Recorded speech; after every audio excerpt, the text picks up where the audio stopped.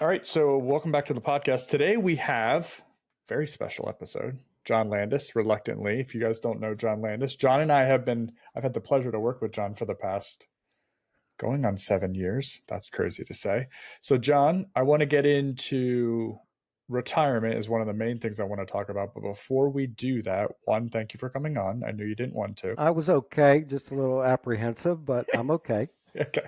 So before we get into retirement, I want to talk about your work history, things you've done, because I don't think I know the entire story either, even outside of SWF. So what I want to start with is, can you give me your kind of career elevator pitch? Like what does your career look like if you had to tell somebody in 2 minutes?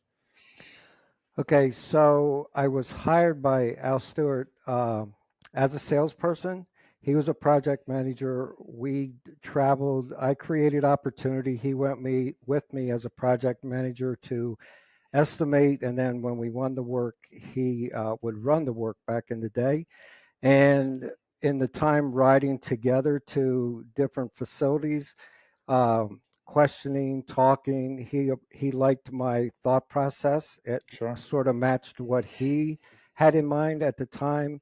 And I had always admired him. He said, that one of his biggest goals was to create a place for people to work and earn an income and respect each other and the customer as well. And I Sure. aligned with that, and we had a good working relationship starting from that point. And as I thought back about uh, how I was there for 32 years, it was basically the fact that I aligned with what he had with respect for each other, respect for people and the customer. And with all that, that was part of me. So giving back that to the company added value to myself and to Mm. the company. And that's why I say at the end of the day, I'm a legend in my own mind, but that's a sidebar. What did you do before SWF? Before that, I was a commercial industrial painter. Okay. And then I moved up from a foreman to a sales position.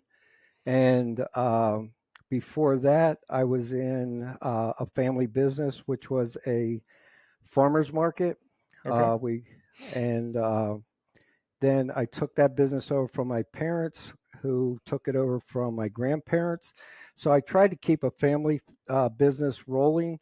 It happened to be in poultry and eggs. So back in 1983, the avian flu come through, and nobody was buying poultry and eggs because of avian flu. So at that point, I felt devastated because Mm. I always wanted to have a family business that succeeded, because so many family businesses, once the next generation takes over, it goes bankrupt or goes away.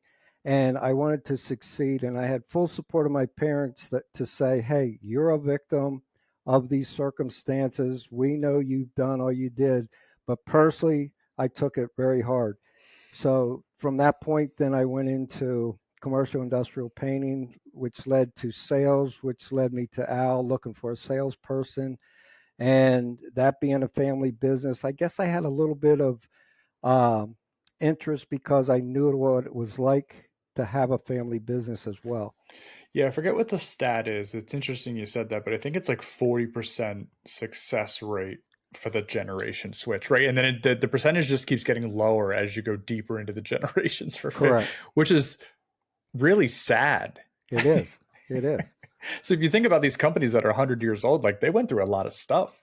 Correct. Yep. I don't know if I knew that. I don't think I knew that about the poultry. I know we've talked about like the farmers market and things like that in the past, but I don't think I knew it was in your family. Right. Right. Hmm. So, I've been telling some people, since I'm talking a little bit more freely about retirement, the fact that I enjoy what I do now, have always enjoyed it, but I think I would go back to retail if I went into sales again, because it's easier when people come to you than when you have to prospect and develop that relationship that way. Hmm. Um, I'm not selling cars by any means, but just a retail type of thing. Because I enjoy people, I enjoy helping people. And as your motto, we're problem solvers. We sell a service, and that's a big part of me no matter what. So those of you not watching the video right now, John and I are vibing with our gaming headsets on right now. So I want everybody to realize that SWF bought that gaming headset for John because John said, I need to hear better and I want something that's more comfortable because I have these things on all day. And I said, I have a solution for you, John. Pretty much. So in the midst of the SWF reign for 32 years, you did a couple of positions. Can you walk me through that? Oh, I'm sorry. That was your initial question. No, that's Sorry. fine. So I came to sales. Then Al, like I said, liked my thinking, my thought process. It aligned with him.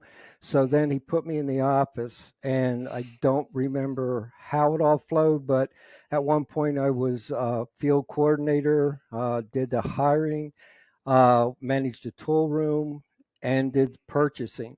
So back when it was smaller, fewer project managers, I was able to handle all that with a tight connection to the project managers. Then it got to the point as we grew, I had to give up something. So it was the field coordinating position and the tool room. That was like one piece. And then I leaned more into purchasing, which I did for several years. And then then I got an assistant. Then, it just kept evolving as we grew. We kept adding because it was too much for one person. And then I can't remember, I think 8 or 9 years ago, something like that, I went full time sales. But anyway, anybody I talked to, I always identify with SWF and I would throw it out for opportunity for, you know, I would always be talking to people about opportunity that we could do and possibly get a lead and generate a sale. So I know you started in sales. Do you think having your hands in all that other stuff helped you with sales later, like today? Um, it was, yeah, because I felt what I had to sell when they offered me the full time position. I said, of course, because you're what what you feel you can sell. If you can't feel it, you can't sell it. Is how I believe. And I've always felt and believed in SWF, so therefore it was an easy position for me to sell. And of course, coming up through all those positions, I had full confidence that I knew what SWF was good at and perform, and it made me more confident to go to a client and have them believe in what I had to say, Yeah. if that makes sense. No, it does because I live it with you. So I mean, you say you bleed SWF, right? And that's no joke. Like you don't say that just because you want to or you think it sounds right. Like it is apparent, right? You go and run jobs when we don't have anybody else to stand in Correct. for it. So yeah, John's the one who does the crazy stuff, which is fun. So in those 32 years, do you have any couple of moments, maybe one, two, or three, or projects that you're most proud of from your time in that 32 years? Um, Well, I can go all the way back to 93 when I first went out started. Um, for instance, when I first started, Al had me in this shop for 2 weeks to really understand what SWF did, how we Mm, fabricated, all those kind of things, so I could start feeling and believing in what I was selling and be prepared for questions that might come at me. So, uh, like within the first year, I walked in this one facility and I said, I'm here, representing SWF. Back then it was Stewart Welding and Fabricating. And I said, do you have any opportunity that I might be able to quote for fabrication and installation? And he said, as a matter of fact, I have a stack of drawings on my desk. I'm more than happy to give you.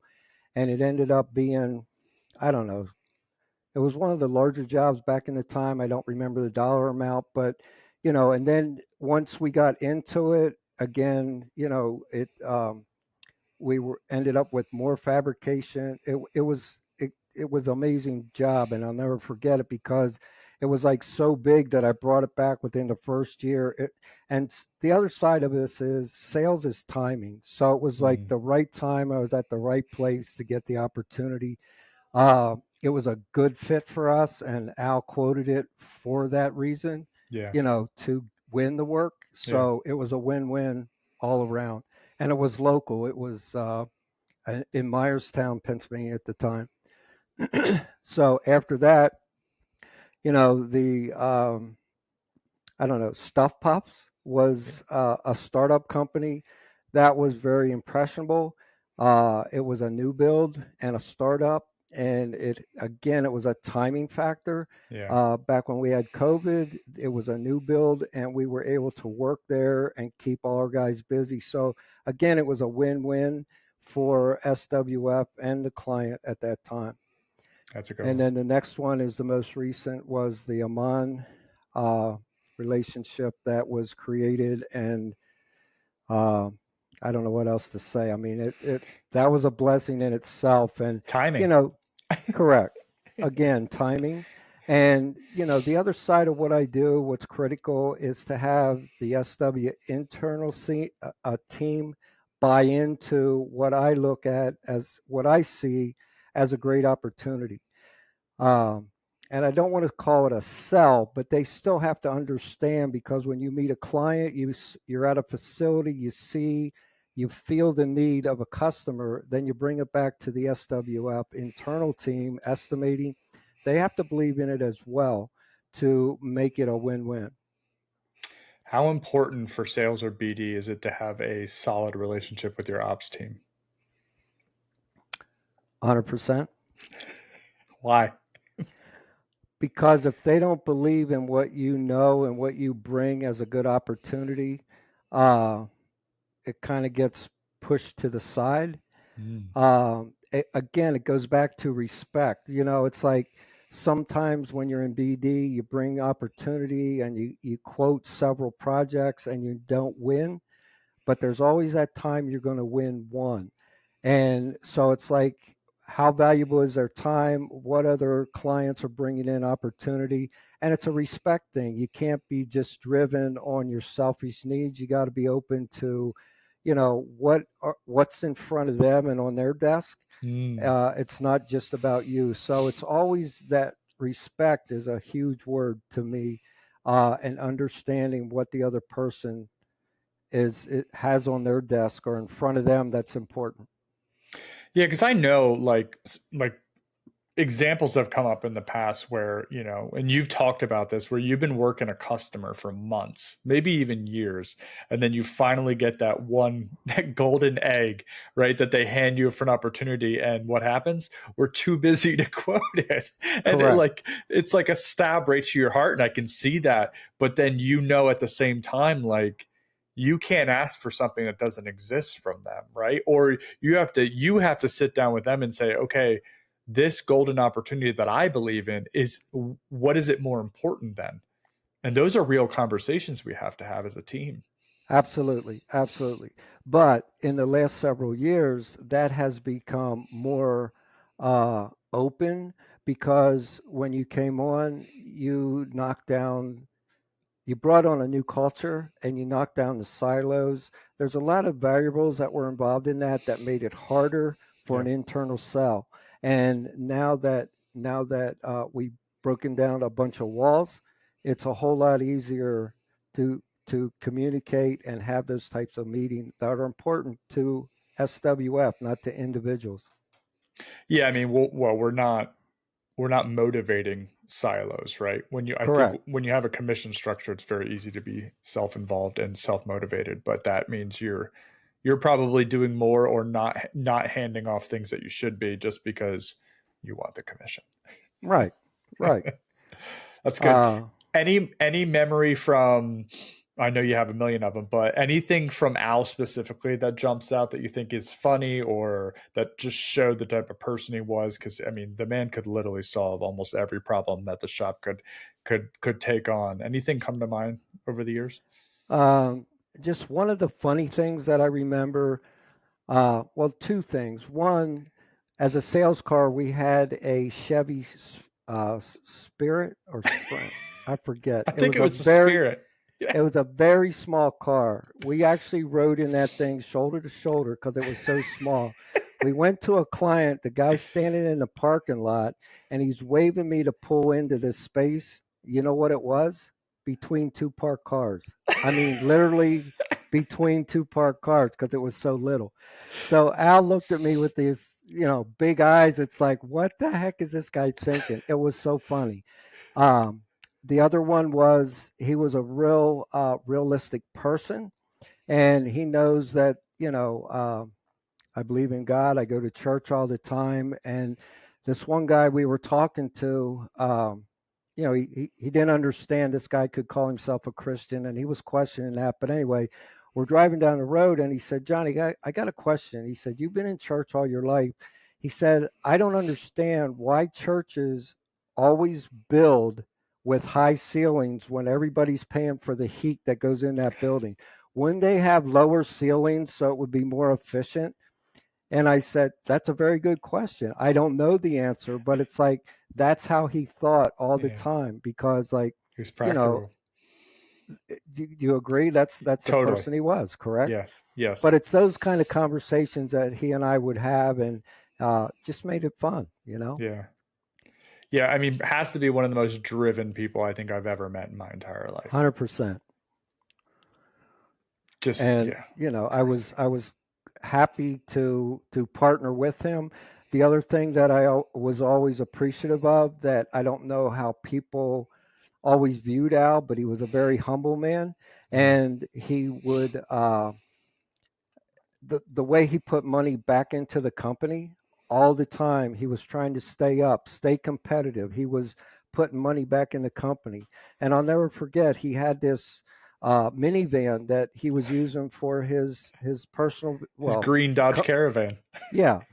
And it's like one day he called me up and said, "Hey, John, this thing shut off. It won't start. I'm sitting at an intersection. Send me a tow truck." So I send a tow truck. It gets towed. The engine rod went loose, something, but the engine went. And I said, "So Al, I said, you want me to start looking for a new vehicle for you?" He said, "No, I really like this thing." He said, "Get me a price on a new engine install." I said, "But wait a minute, you deserve a new vehicle." He said, "No, but I'm okay with this. Just get me a new engine." I said, "Okay, fine." But that's just the kind of guy he was, and Agreed. I've always appreciated and respected that Yeah. because there's a lot of owners, CEO, whatever, they go out and they buy big boats, they buy big, whatever, all these material things for their benefit and never put back Mm. and or never think about the employees and think about benefits and all those kind of things, and the benefits are costly and you constantly got to shop them, and but yet it's so critical to a decision of winning employees or keeping employees if they know you're taking care of them, and you show it. And that's one thing I admire with you. You do that as well, and it's I'm hoping everybody appreciates it. Well, the retention rate we have, Yeah. I think it does prove itself. I would agree. No, I'm with you there. Yeah. No, I mean, big thing on Al was he always measured success to the company by the amount of people working, right? That Correct. that was the meter. It was how many employees, how many employees, how many employees. Yeah, I mean, he would be astonished today. I don't know what the count is, but I heard it. 168. And I remember back in the day when he was ecstatic about 140 or Yep. even, less. But I Yep. remember 140 when we were, juggling between 140, 150. It's like every week, how many we have this week? Um, it's just amazing. Yeah. Agreed. Lessons learned from BD. You are currently passing your torch on to Correct. your predecessor. Obviously, that's a process that you won. Thank you for being so forthcoming and helpful in that process. I know that can't be easy. I do think we picked a good one as you did help with that process. So, what I would say is if you have somebody who's retiring, get them involved. And I'm sure John would back me up on this with the hire process. Do you agree? 100%. 100%. Because like I said earlier, when you earn clients and earn their trust, it's not all about you, but you are the first face. So it's like you take those people on a personal level. At Yeah, least I did. So therefore, when you're passing off your clients, you want them to be respected and taken care of in a way that you did as well. And so the interview process where you can ask those kind of questions, you can tell if a person is going to sell with empathy, you can tell if a person has the detail for follow-up. There's a lot of variables that are critical when you're passing off somebody that you earned the trust from. sure. And so the interview process 100% is valuable to be involved with if you're in that position of retirement. And again, Brandon, I can't give you enough appreciation for allowing me to do that, because it was a big help in the whole process. Well, I think it would have been a little bit bitter, right? I think it would have made the process a little bit, but it's like anything, right? When you're bringing change to a group of people or someone, and you don't involve them in that decision, you're in for a fight. Like, so why Correct. why make it more difficult if you don't have to? Correct. But along with that, Brandon, is the fact that I got to know that person before I started working with that person. And at that point, I'm already building who that person is to Yeah, pass on to all the people I work with who I have respect from.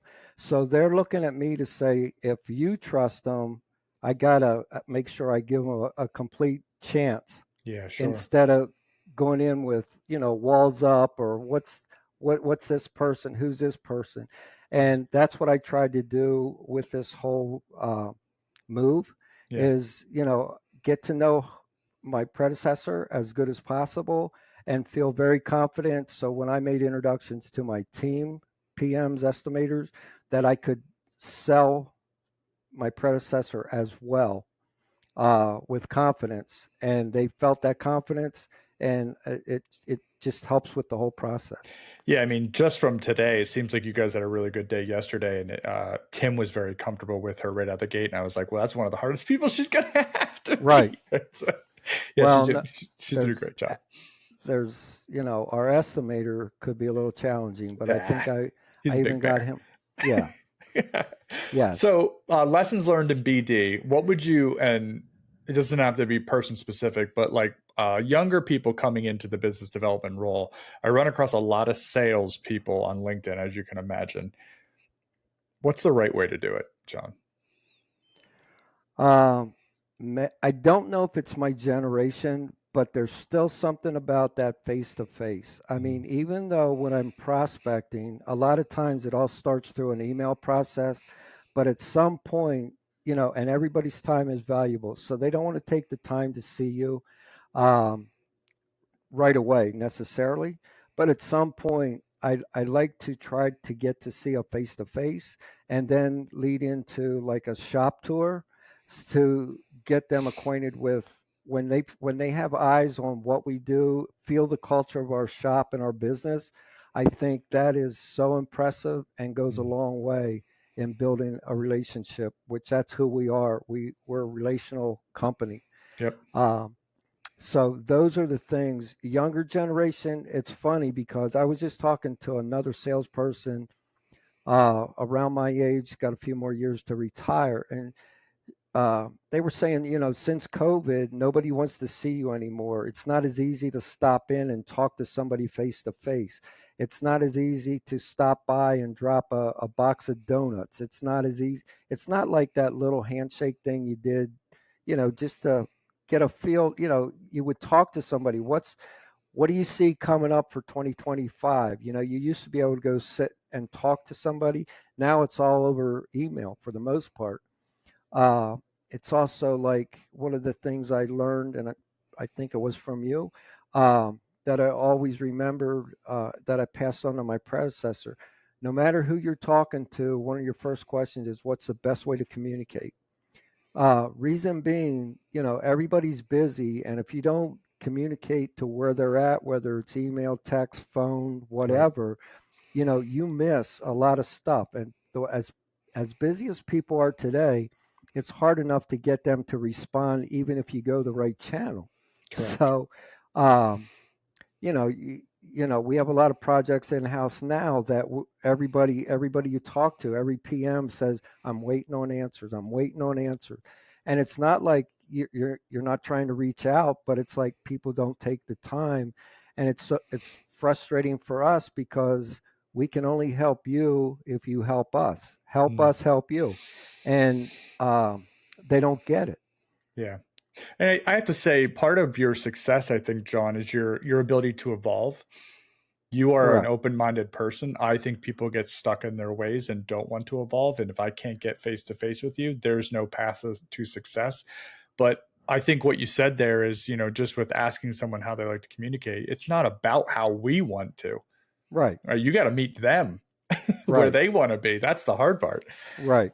Right. Yeah. And the other thing is try to make as many direct questions as possible. Mm, Like, who's the decision maker? And if I'm dealing with an engineer, I always say, how much influence do you have in this decision? Because obviously, at the end of the day, it goes to procurement. So when it hits procurement, can they make a recommendation that's going to be valid, or does it just get three bids passed on to procurement? They pick the lowest one and they go for it. And I also always talk about the added value that SWF can add. It's not about all the number, but we a lot of times go over and beyond, yeah. my opinion. And we try to make, because I tell younger engineers, especially today, that I'm involved with on job sites, I said at the end of the day, our job is to make you look good because that's what it's all about. They That's take on correct. a project, they want to be successful at their task at hand that they were given. So that's where SWF, my opinion, and everybody is very supportive of that. PMs, foremans, mechanics, we're all going the same direction with that to make that person as valuable as they think they are Mhm. and what they want to be. My Yeah. opinion. No, I agree. I agree. I think, well, we all have bosses, right? And we all want to Correct. look good in front of them. it's, Right. it's Right. our job to help that. Right. And that's Uh, the other side of what I sell. It's not about just, our number. mm, I don't even say that. It's like I might not be the cheapest, but this is all I don't even say that. I say this is our value, period. correct. I agree. I agree. We need to be looked outside of just the number piece because we're way more than that. Correct. Company evolution. How has SWF Industrial changed and grown during your time here? And what has it been like to be a part of that evolution? How has it grown? Um, like I said, for some reason, there was always a drive to be bigger and better. Um, and, it never came easy, but we Mm, had a group of people that had the same mind and it was able to, drive it as a team alongside of Al for the most part. mm. And then, of course, you came along. And I feel like you're surrounded by a good bunch of Oh people my, to help amazing. you grow. Yeah. Uh, it's like you always said, hey, I might not, being honest, I might not know how to read a tape measure or lay down a bead of weld, but I can manage a company Yeah. being surrounded by the talent that you have. And Yeah. that's valuable. And you came in and everybody was like, you see it so many times. A new CEO comes in and they start making all these changes and everything. And you came in and you watched, you read the lay of the land, and you did what you needed to do to get knowledge. You went outside to different things, and you Mm. you you learned what you needed to do. You had project manager skills, but true leadership skills, Yeah, I had none. you had it, but you went for more, and I always respected you for that. I'm not No, sure for I had real. any, John. I walked into the perfect group. That it's huge. That's huge. Yes, I agree. But like I said, but you were always hungry to learn more and you wanted to do it right, and I Mm. always respected you for that. You didn't come in and I don't like this guy, you're not doing your job. You watched everything and you identified strengths and weaknesses through the people, and you learned how to coach them around. I'm not a part of it, but I've heard and seen good reports and results from your book club. Hmm. So those are all neat things that I've seen introduced to strengthen the culture, which gives you a stronger core for growth moving forward. Um, the thing that I like the most probably is you came in with fresh eyes to the organization because a lot of us were here for so long. So you were more apt to challenge, and it was a good mix.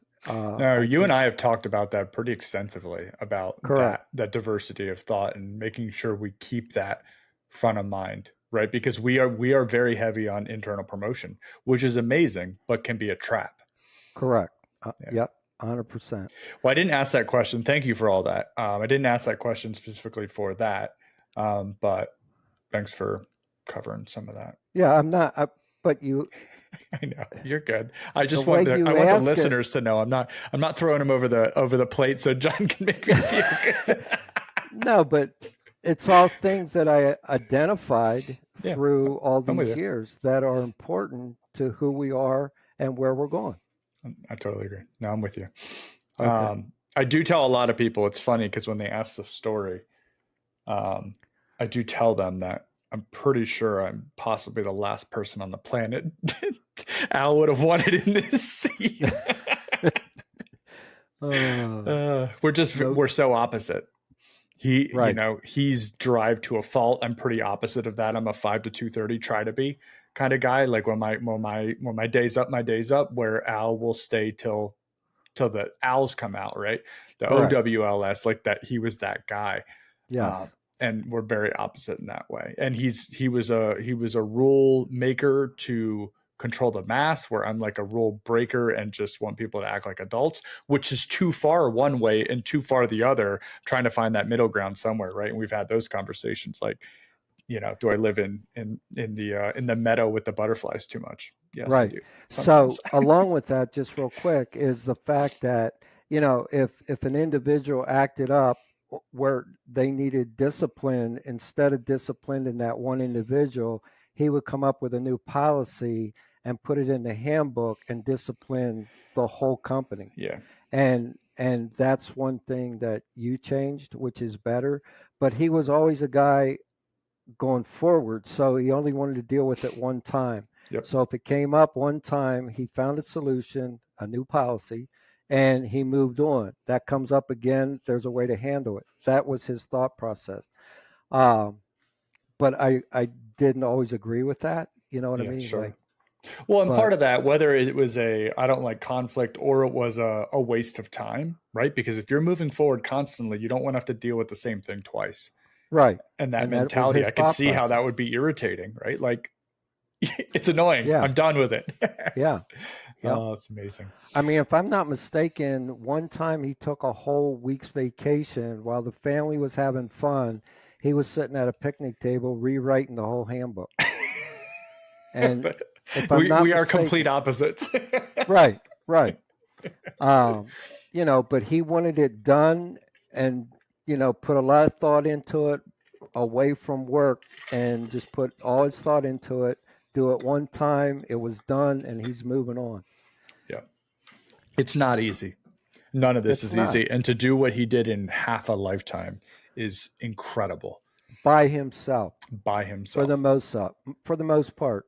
I Agreed. mean, since you came on, you respect and you're open to everybody's I opinion. can't do what he did. I don't have Right, his brain, right? He's an incredible engineer in the sense of being able to solve like any customer's problem.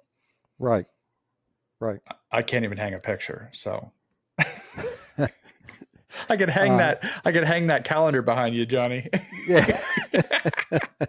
That's just a simple thumbtack, by the way. That's what I mean. All right, I want to move into preparing for retirement. Yes. So this was not easy, as I'm sure many people heading into this time. So I want to start with the decision. So it's a big life decision. So It what is. led you to decide that now's the right time? Uh, I guess one of my biggest driving points was the fact of my health. Mm. I have good health, and there was more and more people that I was hearing about or knowing that they were pushing their envelope, because they wanted the highest Social Security they could achieve at age 70, and they would push it, and then within 2 years something health wise popped up or they passed away.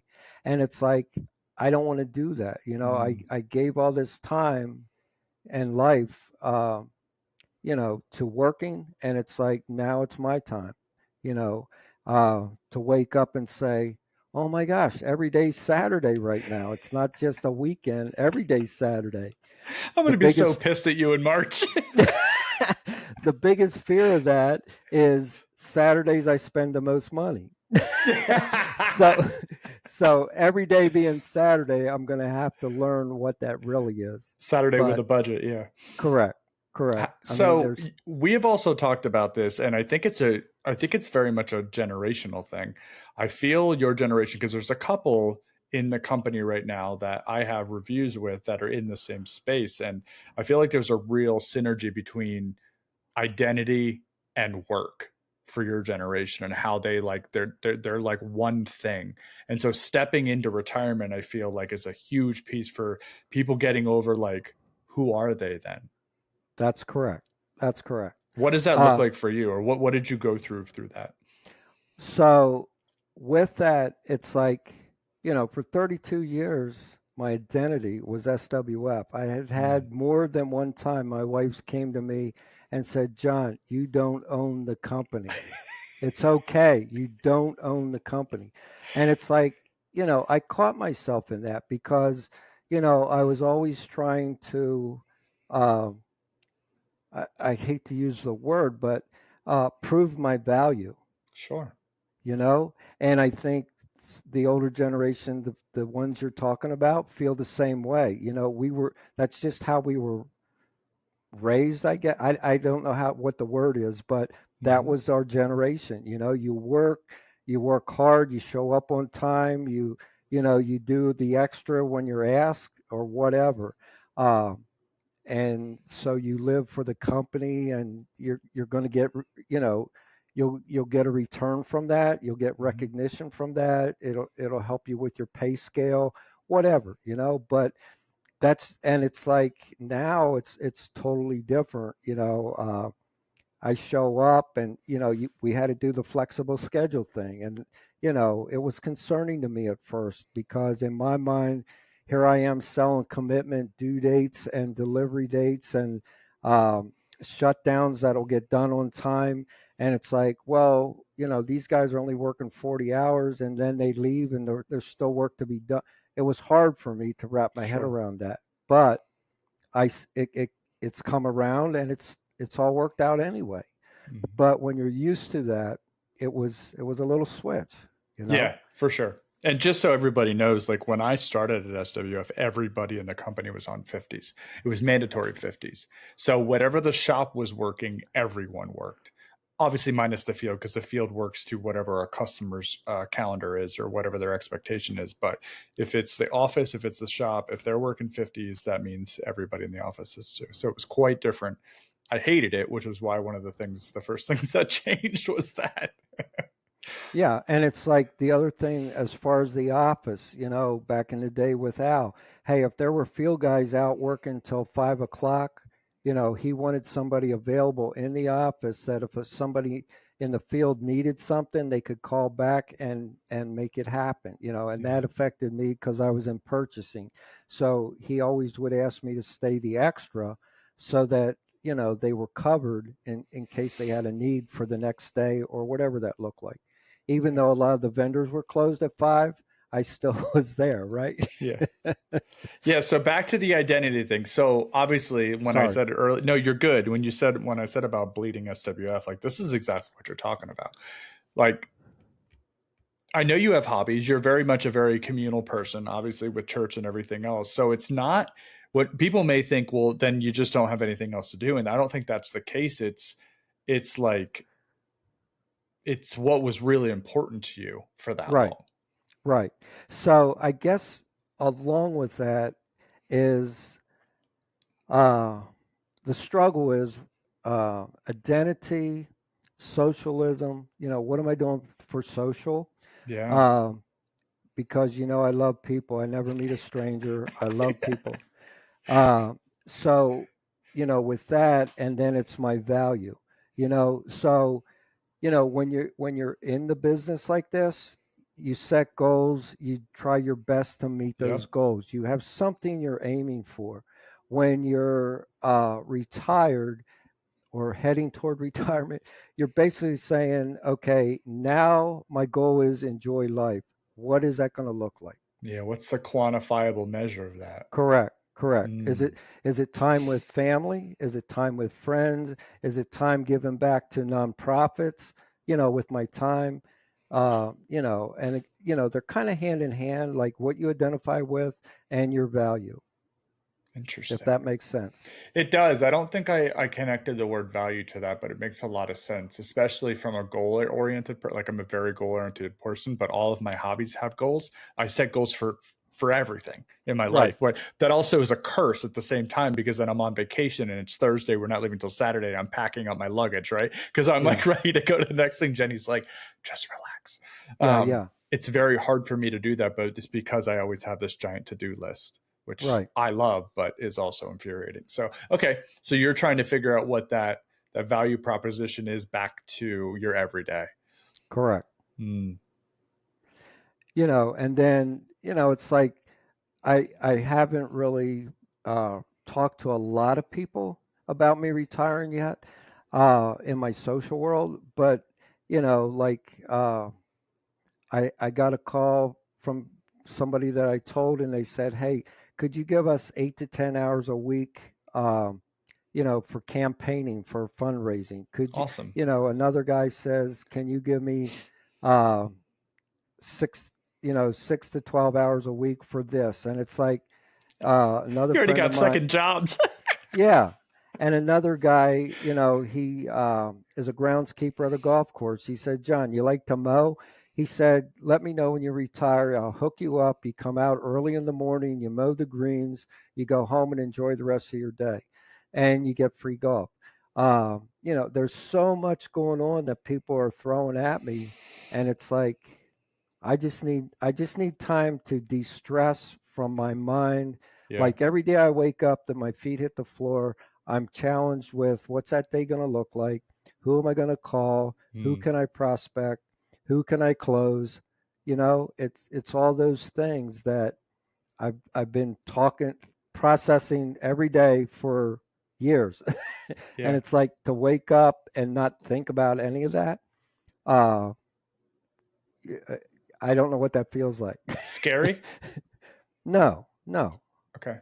no. But it's just like I don't have to do this anymore. It's not scary, but I don't know what that looks like Mm, to let that all go, makes if sense. that makes sense. Yeah. Like what kind of emotion is that? Do you think? Like if you could call it something. Uh, that's a good question. Um, Like I don't. I, You don't seem anxious about it. no, no, no. It's And you just said it's not scary. It's almost like because I was thinking like this, it's this wave coming, right? Whatever that specific day is, which we haven't even nailed down because I'm cool right, with it because we're doing turnover and this takes time. But like I was thinking, is it like this giant wave that you're like you feel like you're running from that you don't want to crash, or it's like an abyss that you're going to just walk into and it's like I'm not sure what I'm going to do when I get there. right. That's where I'm at. That's Okay. pretty much where I'm at. Okay. Because, like I said, the more I talk to people, the more people are reaching out saying, "Hey, come over here and work part time. Come over here and work part Yeah. time. You can do this." I obviously am not going to sit at home because I'm a social person. I need to be around people. So I'm going to do something. What that is, I don't know. Uh, How did the family take it? The news. they were excited because Yeah. they think, you're really going to give me some time. No, I'm just kidding. That's kind uh, of true though, because you do love work. I do. I do. Yeah. I do love what I do. Um, but in reality, you know, the way it stacks up, it's supposed to be God, family, job, and life. And sometimes I'm not going to lie, I was guilty with my priorities. Like, Same. I would do whatever it took for the business and my family. I could have done better. And I apologized to them more than once because I got mixed up. Yeah. I think But a lot of us are that way. I mean, Al's a glowing example of that, right? right, right. Hmm. Yeah, So myself included. Yeah, it's hard for me to turn that hat off some days, and I feel like a complete asshole sometimes for it. yeah, no, it's a fact, and you have to keep yourself in check all the time, Hmm. and when you're driven, it's really hard. It's Yeah. really hard. Or like you in your position, you have those responsibilities. So like when those things are in front of you, you want to get them done, and you can't let them go until they're done. So to turn it off, it's hard. It's hard. Yeah. No, no, yeah, it is. Speaking of driven, what's your retirement bucket list? What are 5 things you're really looking forward to do? Like big things. I really don't have big things. Okay. I told my wife, uh, I want to go as a retirement package to myself, to us. I want to do a family vacation in Myrtle Beach because that's one of my favorite spots. Yeah. And it's not going to be right away because it's still too cold, but it will happen by Lots of golf summer. down there, Johnny. Correct. It'll happen by summer. And then it's friends and family just enjoying life. Um, you know, uh, I bought an e-bike a few months back, Nice. Love them. and I have a couple guys that are waiting for me because right now we just ride like Saturday, Sunday, and it's less busy during the week, so they're like all excited about that time we can just go because they're retired as well. Yeah. It's just little things like that. Just go out and enjoy nature. If you ever need Uh, that bike repaired, man, I know a weld shop might be able to help you out. I hope I bought one better than that, but that's Yeah. okay. Any besides Myrtle? Any other travel plans? Are you only an in-country person? You don't Yes. travel. You don't travel too much anyway. No, no. To be honest with you, my wife is very much a homebody, Yeah. so that makes it a little bit difficult. Uh, His Noel has a house in Puerto Rico, or maybe two, I'm not sure, but he has invited me several times to come Yeah. down and see what he has because I took interest in, him remodeling one of them. Yeah. And, he would show me pictures from time to time, and it's like, this is so amazing. I said, I'd love to go there. He said, anytime. I have a car there. I have, he would, And he's and genuine too. he really is. I know. He I love him. really is. And, I've always had a lot of respect for him, the way he's managed his time and, his life at this point. Uh, and he knows it, and he knows that I respect that. So, Yeah. like, in return, that's a cultural thing too. You respect somebody, and they're more than they can go overboard. Let me put it that way. Mm. And I would never take advantage of anyone, but it's a fact that he's sincere, genuine, as you said. Um, for that experience to go to Puerto Rico. One thing I would say, John, is I don't think every salesperson takes this as serious as they should. I think you took very serious because you cover our install group. So there's about 28, 30 of the guys that are all over the place. You'll go out the job sites, you go on walk downs with the PMs, you get very involved with the crew and what they're doing and making sure they see you often. How Right. important do you think that is to your position? I think it's huge. And I mentioned that to my predecessor as well. Reason being, as many meetings as you have come up with to make them feel I'm so I don't know how to say it, No, you're but exactly right, but it sounds hilarious because it's true. We have a shitload of meetings that I created. but but you did it for a connection point Yes. to the office, to the shop, whatever, to management. but there's something about the fact of a face to face going out there on site. In their And realm. because of my experience, Yeah. I can identify with what they're doing. It's not just the project, but their craftsmanship. And I Yeah. point that out. Again, everybody wants to know their value. It's like I walk through the shop and I'll point out if I see nice welds, I'll say who did that, or I'll point it out. And I'll just make a joking comment and sincere to say, wow, you're making my job really easy, because that's who we are. I sell quality for SWF, and it's a visual for the most part, Yep. other than a fit. But the visual is what somebody first sees. So if it's nice welds, uh, it goes a long way. But I always, add value to the employee, whether it's in the shop or in the field, or even I try to do that with anybody. It's all about encouragement. And that's how you get respect, my opinion. No, but I do think you were always that friendly face connection point for the people. Like, I don't do a good enough job getting out into the field to see the projects and things like that. But I think you make it a purpose to do that. So it's their real connection to the office when you're Right. coming around, that they know, you're engaged, you know what's going on, you're in front of the customer, and then you're also engaged with what they're doing. So I do think that goes a long way with the crews, the foremen, the mechanics. It doesn't really matter. So, props to you. And if you're listening and you're thinking about, you really want to get into sales or business development, being involved in the success of the projects, the company, whatever you're doing from all aspects, I think is very important. I think it was a huge plus for you in the way you approached it. Thank you.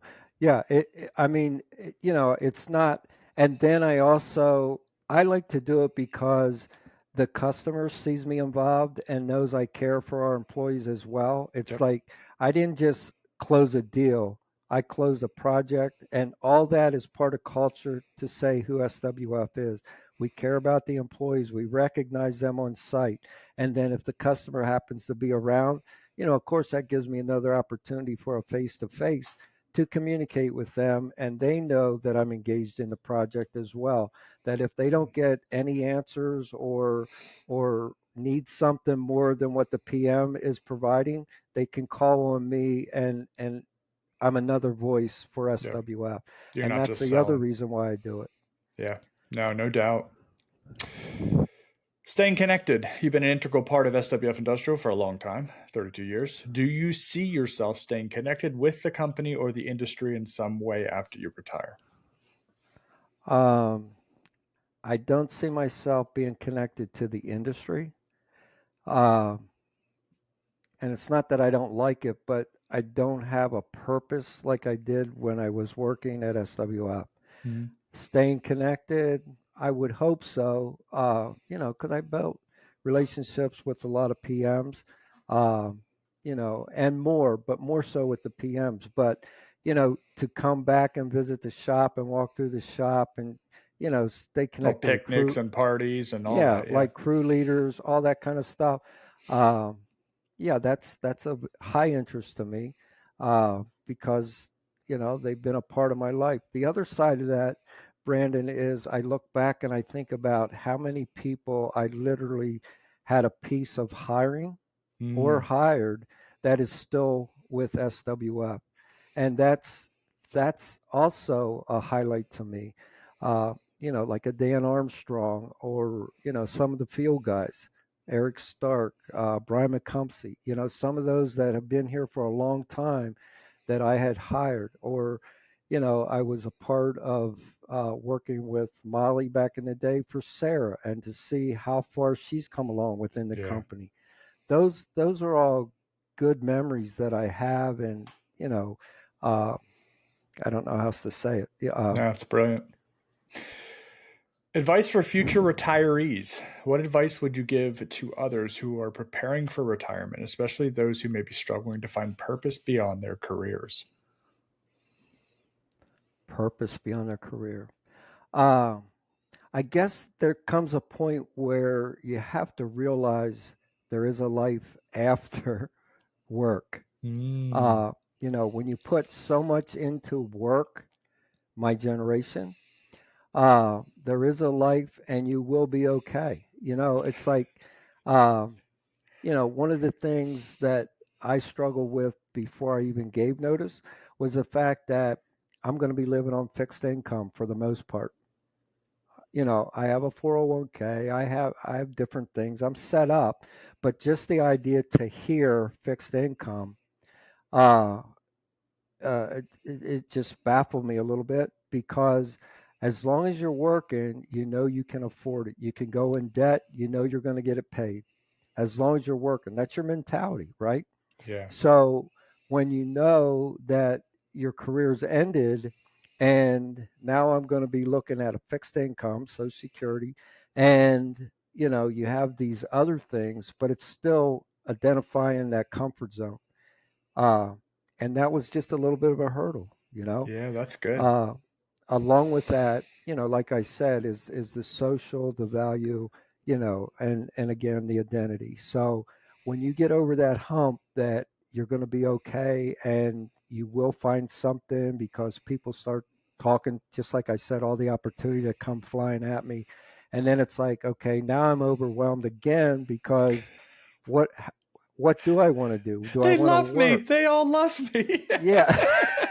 No, it's a good Of spot, but course. it's like, because I'm not just gonna sit at home, or I'm not gonna cruise. I mean, I don't have a beach house, I don't have a cabin in the mountains, all those kind of things. And I thought about, I could buy a fifth wheel RV and park it by the beach and just go there, and but the expense of that is crazy. At one time it wasn't as bad, but now it's expensive, and it's like, why do I want to add that? And then I'm anal and very particular about what I have. So that's one more thing I got to Yeah. take care of, or worry about something, one more thing breaking. And it's Yeah. like, I don't want to go there. I just want Just to be at rent and ease. go down. Yeah. Yeah. No, that's what I do now. I sold my RV. So now when I want to feel like camping, I just call campgrounds that have cabins and say, hey, I want a 3-day weekend. And I Yeah. go, and I'm good. I mean, I have two totes that I grab, and I'm camping. So anybody who's, currently thinking and just can't get over that, you said that initial hump, what helped you, like what was the thought process you went through? Because you and I talked about it, and then you kind of were like, well, not yet, not yet, not yet, right? And that happened a couple times, which was cool. Right. How did you how would you tell someone to crest that hill? I guess you got to admit to yourself that no matter what, you're going to be okay. Mm, Uh, because when you've lived this life for so long, and like I said, you have that mindset, hey, as long as I work, I can afford it. Because you're always looking for something, right? You want to buy a yeah. new truck, you want to buy something new, you want to buy this, you want to do that. And it's like, then you're going to be on fixed income. But you gotta take a hard look at your wants and your needs. Ooh, And good. if you have your needs managed, then your wants come second. But while you're working, it's easy to take care of your wants. You're managing your needs, you're okay, but you can take that risk for your wants because I'm working and I know I can work overtime, I'll make extra payments, I'll do whatever. But and I'm in a good position, but it's just, that was just a mental thing that I had to get over. Yeah. And like I said, the other factor was health. I'm blessed with good health. Uh, the most I have typically is one or two sinus infections a year to go see a doctor. Other than that, I'm rolling.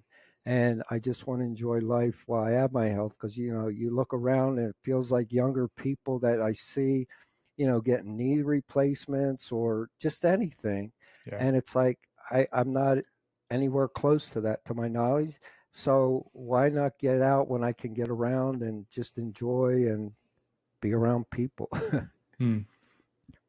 That was everything I had, Johnny.